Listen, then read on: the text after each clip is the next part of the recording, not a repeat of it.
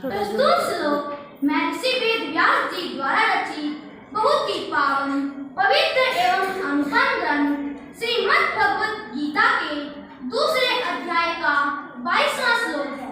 इसमें भगवान श्री कृष्ण अर्जुन को समझाते हुए कहते हैं कि हे पार्थ, जैसे मनुष्य अपने पुराने वस्त्रों को त्याग कर नए वस्त्रों को धारण कर लेता है, ठीक उसी प्रकार जीव आत्मा भी अपने पुराने शरीर रूपी वस्त्र को त्याग कर नए शरीर रूपी वस्त्र को धारण कर लेती है।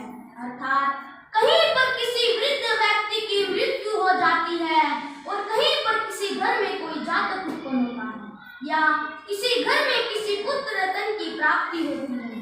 विवेक विचार पूर्वक देखा जाए तो हमारी आयु समाप्त हो रही होती है, शरीर शब्द की व्युत्पत्ति भी होती है, सिरते इति शरीर है, अर्थात जो पल पल समाप्त हो रहा होता हो, जो एक जगह पर स्थिर न रहता हो।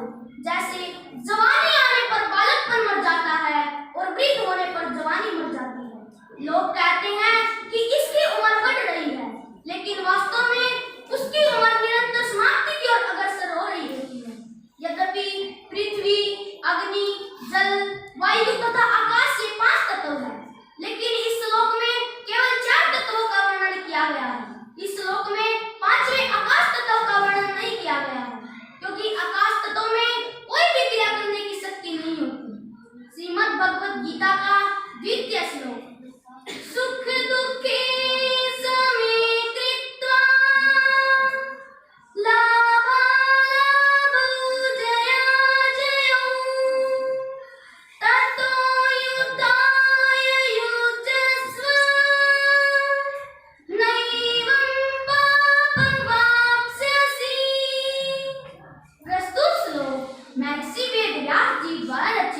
बहुत ही पावन पवित्र एवं अनुपम ग्रंथ श्रीमद् भगवत गीता के दूसरे अध्याय का 38वां श्लोक है।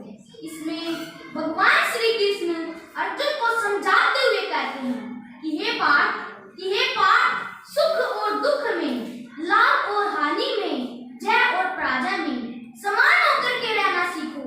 ऐसा करने से तुम पाप को प्राप्त नहीं होगे। जैसे तुम सुख में रहना चाहते हो, वैसे ही दुख में भी रहना सीखो। सुख में अत्यधिक प्रसन्न चित्त न हो और दुख में अत्यधिक शोकग्रस्त, लाभ में अत्यधिक खुश न हो तथा हानि में अत्यधिक दुखी, जय में अत्यधिक खुश न हो तथा पराजय में अत्यधिक दुखी। ऐसा करने से तुम पाप को प्राप्त नहीं होगे।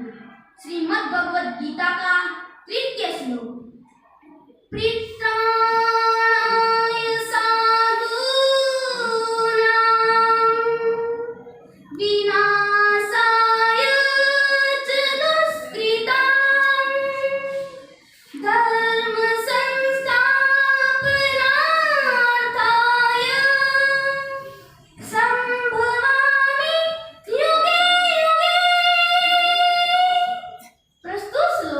महर्षि वेद व्यास जी द्वारा रचित बहुत ही पावन पवित्र एवं अनुपम ग्रंथ श्रीमद् भगवत गीता के 4th अध्याय का 7वां श्लोक है।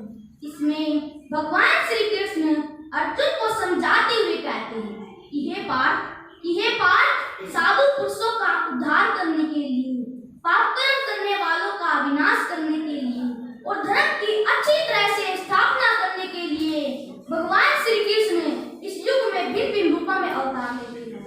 अर्थात साधु पुरुष धर्म की रक्षा करते हैं और अधर्म का नाश करते हैं। इसलिए भगवान श्री कृष्ण उनकी रक्षा करने के लिए इस पृथ्वी पर अवतार लेते हैं। दुष्ट व्यक्ति अधर्म का प्रचार करते हैं और धर्म का नाश करते हैं।